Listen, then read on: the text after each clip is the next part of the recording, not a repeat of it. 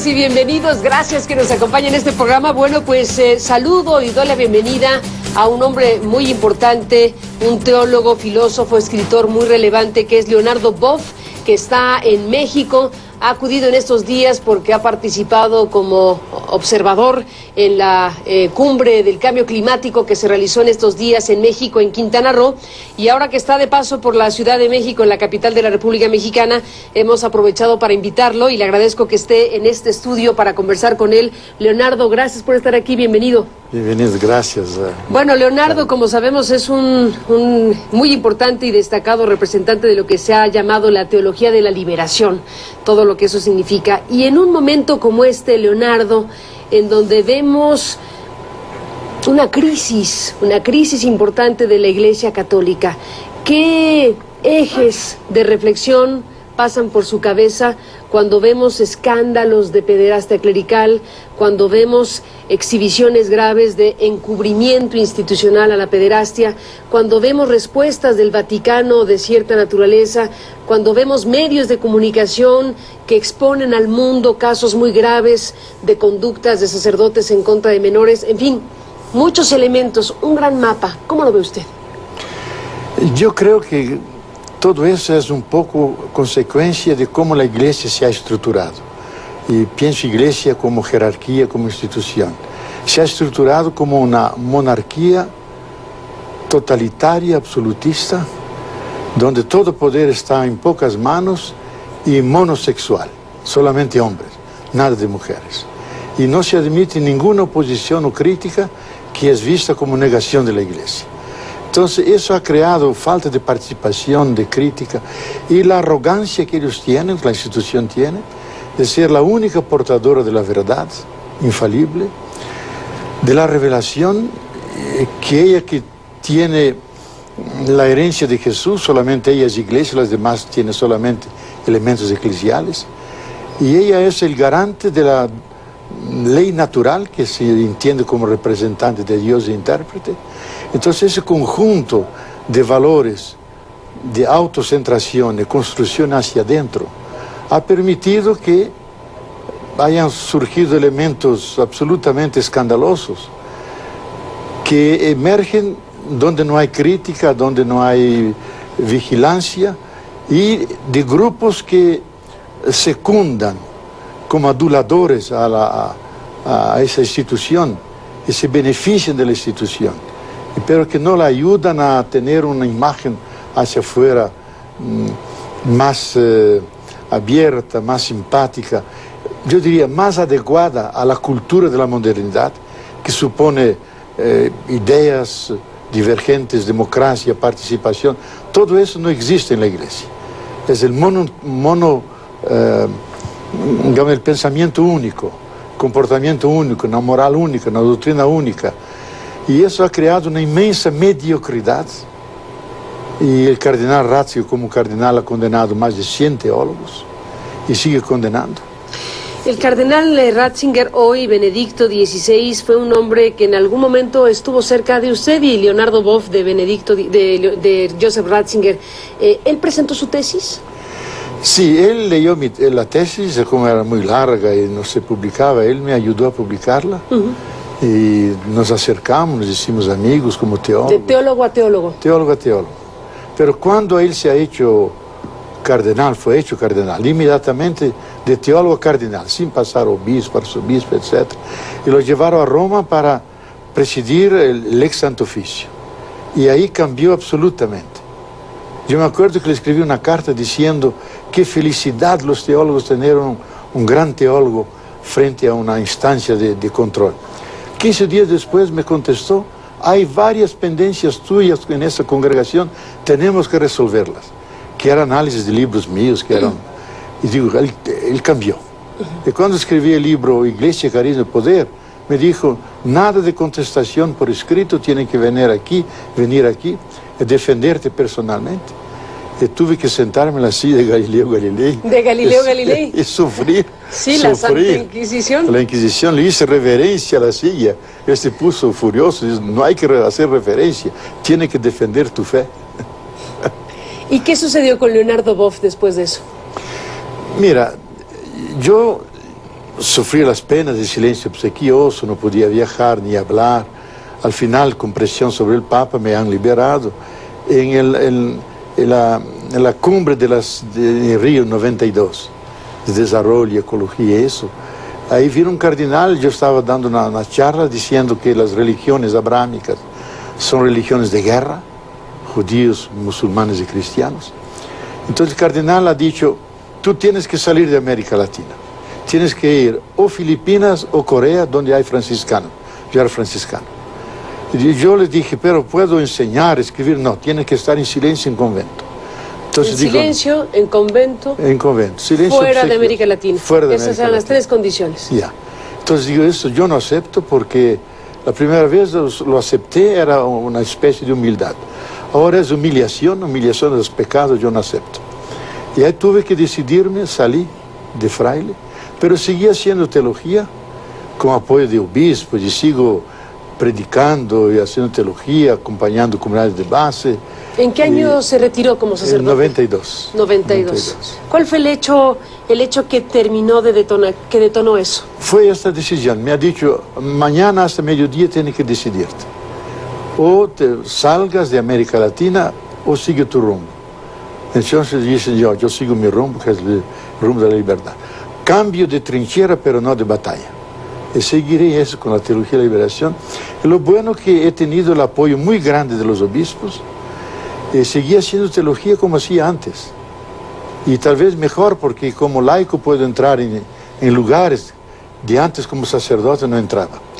La teología de la liberación es lo que se contrapone ¿a qué? ¿A una teología del poder o a qué?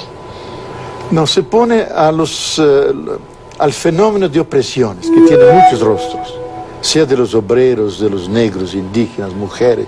Donde hay opresión, hay que realizar liberación. Entonces la pregunta que nosotros hacíamos, ¿el cristianismo está condenado a ser una religión de acomodación, de resignación, o desde su herencia, desde su naturaleza, desde Jesús, que no murió en la cama de viejo, sino en la cruz, tiene una dimensión liberadora? Entonces partimos, el pueblo latinoamericano es simultáneamente pobre y creyente, y hacer de esa creencia un factor de movilización social, de liberación, y ahí con las comunidades de base, movimientos sociales, primero la práctica, y sobre esa práctica la reflexión. Y de ahí nació eso que llamamos teología de la liberación, partiendo del grito del oprimido.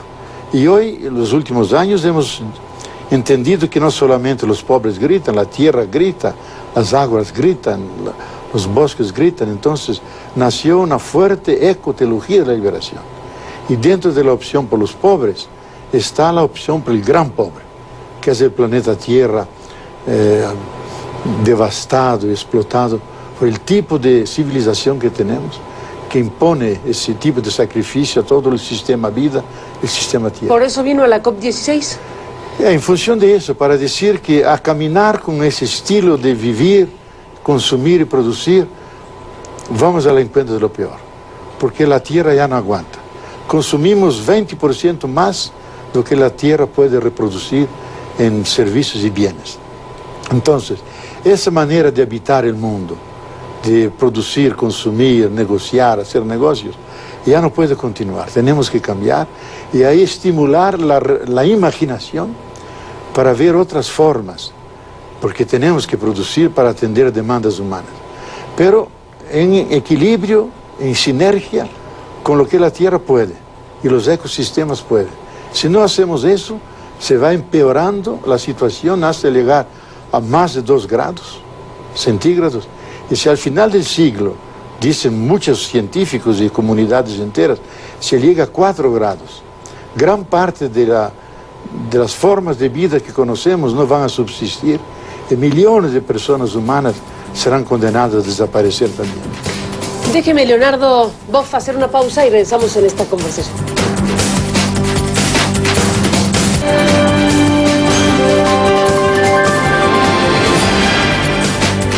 Bueno, Leonardo Boff, seguimos en esta conversación. Lo escuché y lo escuchó el auditorio hablar de la teología de la liberación y esta apuesta que usted ha colocado en la mesa. Digo que Marcial Maciel es una especie de antítesis de todo lo que acaba usted de decir. la idea de una especie de teología del poder, en una figura emblemática, un caso como el de Marcial Maciel, que ha llevado a Joseph Ratzinger, a Benedicto XVI, a una serie de intentos de purificación y de, ya no sé si refundación, pero por lo menos de discurso de refundación de los legionarios de Cristo.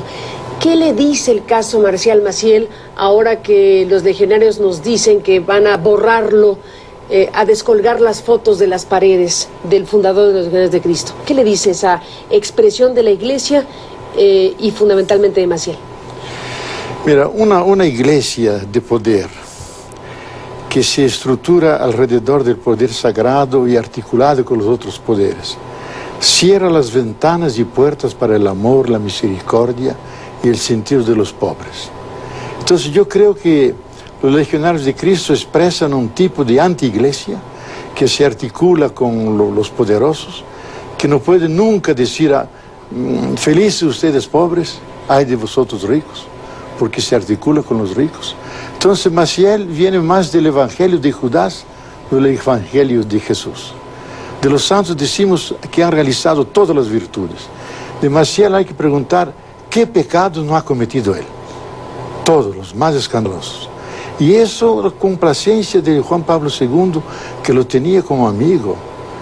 ¿Y por qué? Porque evidente, le visitaba al Papa con maletines llenos de dólares. Y así ha creado una complicidad. Entonces yo creo que es un escándalo, hay que rechazar eso.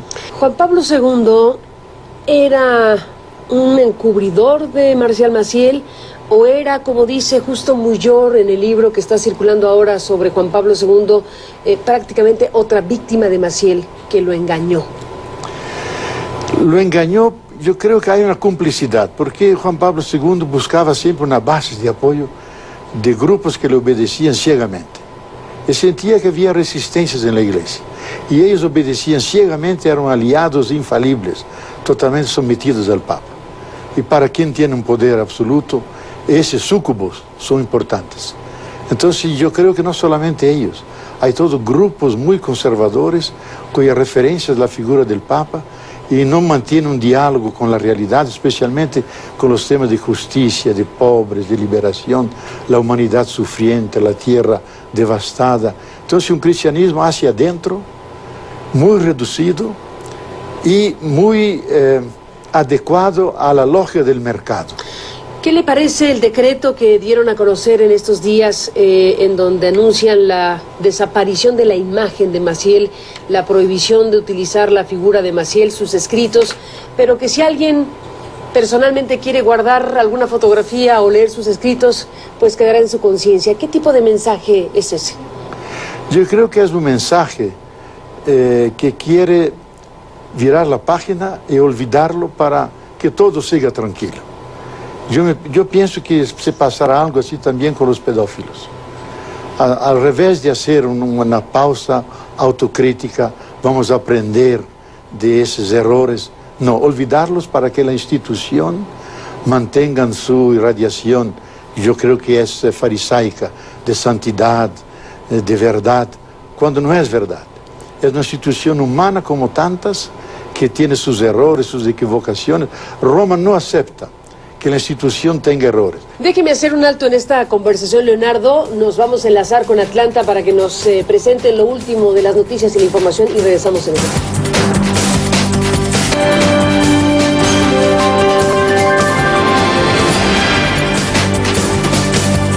Leonardo Boff, seguimos en esta charla. Bueno, hay varios elementos que están ahí para ser analizados. Me ha contado que no ha leído completo el libro de La Luz del Mundo que está circulando, de las entrevistas de Benedicto XVI con un periodista alemán. Sin embargo, están varias referencias que se han divulgado en la prensa. ¿Qué le dice ese Joseph Ratzinger, ese Benedicto XVI, hablando del condón, hablando de las mujeres, hablando del Islam? ¿Qué le dice lo que ha podido ver de esas declaraciones del actual Papa? Si él fundamentalmente reafirma su línea de base, que es un confronto con la modernidad y la actitud de arrogancia de que la única iglesia y representante de Cristo es la católica, las demás tienen solo elementos eclesiales, las religiones pues, hay que entrar en diálogo, pero los que están en ellas corren riesgo de perdición porque no están dentro de la iglesia católica, y intenta una pequeña brecha en la moral sexual, permitiendo que los homoafectivos, le llamaría más que homosexuales, los prostitutos, pueden utilizar el condón, el contraceptivo. Pero lo que ha dicho en África y sigue reafirmando, prohibiendo la utilización de contraceptivo, es de grande inhumanidad y yo diría casi irresponsabilidad, sabiendo lo que significa la SIDA en África, la devastación que produce en la humanidad, y la Iglesia no abre camino, es más fiel a sus dogmas y doctrinas que una visión de misericordia, de acompañar el destino humano, y eso no muestra él. Es más bien un profesor que un pastor.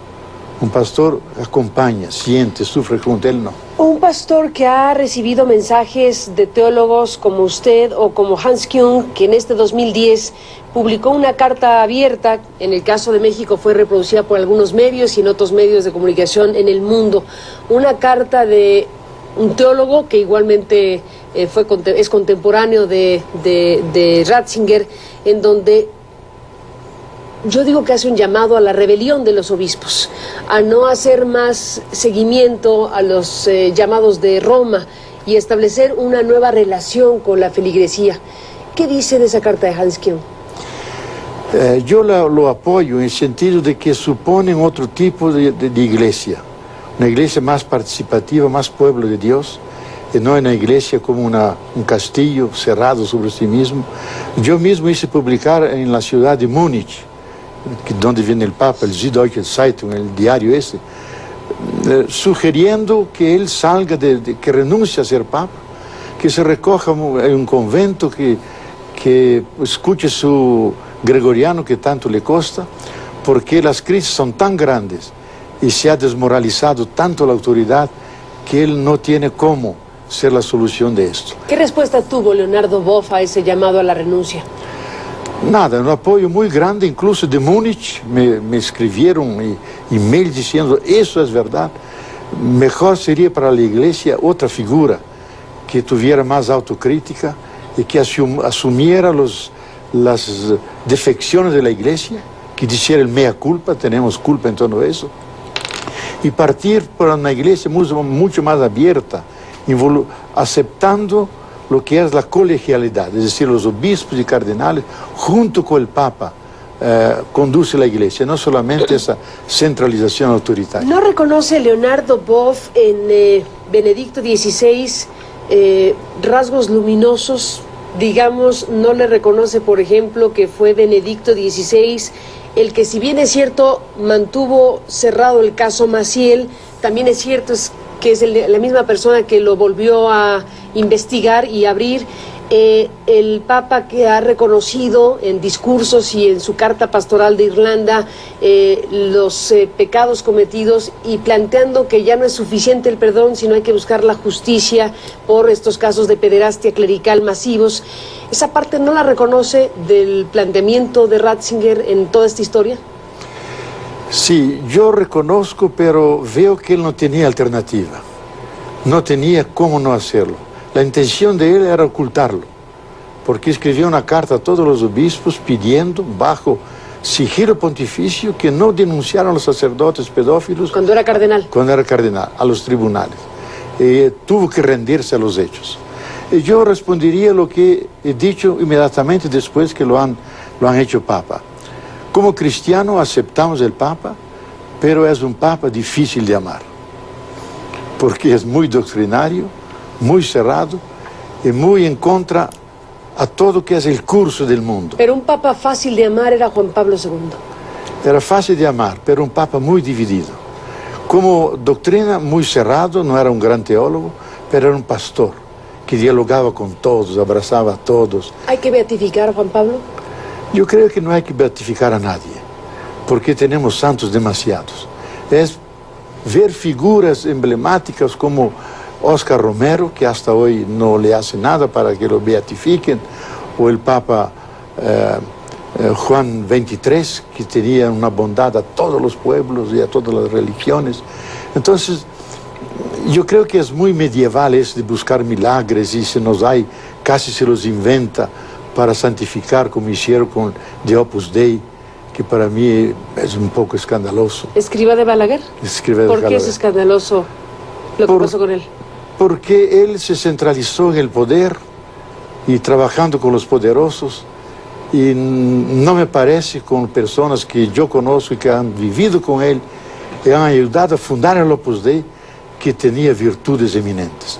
Entonces, como el purgatorio es la antesala del cielo, como santo puede estar en la antesala del cielo, en el purgatorio. Déjeme, Leonardo Boff, regresar después de esta pausa.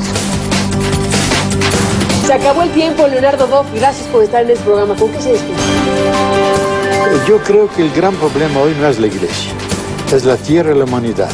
Y en qué medida las religiones e iglesias ayudan a salvar la humanidad de la tierra de un desastre ecológico y humanitario. Ahí está esa preocupación muy amplia. Leonardo, gracias por estar aquí y comentarla. Sea muy bien, me gustó mucho participar. Gracias, Leonardo, por estar en este programa y bueno, pues bienvenido a México y seguiremos en contacto. Gracias a usted que nos acompañó en el programa. Pásela bien. Hasta mañana.